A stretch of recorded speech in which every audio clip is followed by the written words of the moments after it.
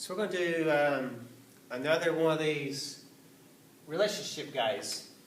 So we're going to graph a linear relationship. So again, we got a hint there though. We know it's going to be linear. And we know that to be linear we have to have this two variable concept. And right now we typically use x and y as our two variable. So again, we're going to write an equation that describes the following relationship between x and y. And then we're going to graph that relationship. So here's our little relationship. The difference between twice x and y is 6. We pick up on the difference kind of means subtraction. So if I said find the difference between 6 and 4, we kind of pick up on the difference between 6 and 4 would be 2. So in other words, we just write that as 6 minus 4. So unlike that one before, that 7 less than or that 5 less than we had, you had to watch out on order there. But when it just says find difference, that order just stays like it is. So the difference between twice x and y, all I got to figure out what twice x means. Well, twice kind of means to write it down twice, or in other words, multiply it by 2. So twice kind of means to double it. So twice means 2x, or that also means x plus x. But remember, repeated addition, we prefer to use multiplication. So we write that as twice x. And y, so that means plus a y, is kind of symbolizes an equal to 6. Actually, back up on that, yeah. We said difference, didn't we? The difference between twice x and y, so that tells me to actually subtract those. So the difference is 2x minus y, and that, of course, is going to equal 6. So I have this equation that looks like this.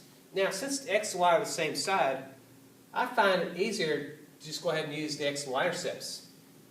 So remember to find the x intercept, we set y equal to 0. So we have 2x minus 0 is equal to 6. And that just falls out of the problem. So we have 2x is equal to 6. Therefore, x would equal then 3. 2 times 3 would be 6. If I want to find the y-intercept, we're going to set x equal to 0. Again, setting x equal to 0 essentially means this is going to fall out of the problem.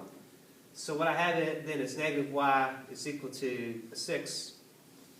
And then I need to make that a positive, so if I change that sign to make it a positive, the other side's got to change to a negative. So remember, with equation thinking, whatever you do to one side, you have to do the other. So if I change the sign on the left side, I also got to change the sign on the right side. So that becomes a positive, and that becomes then a negative. And therefore, we have y equals 6. I'm sorry, y equals a negative 6. And you can kind of check that out, because the opposite of a negative 6 does indeed give me a 6. So it does check out. So we have 3, 0 as our x-intercept, and then 0, negative 6 is my y-intercept. So we want to graph those 2 points, plot those 2 points. So 3, 0 would be over here, and 0, negative 6 would be down here. And then we want to draw the line. That would be our graph. So we line up these 2 points, and that is going to be our solution.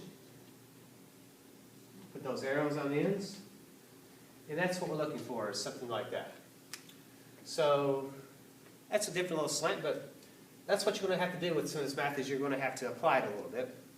So stay tuned for some more. I know you're looking forward to it.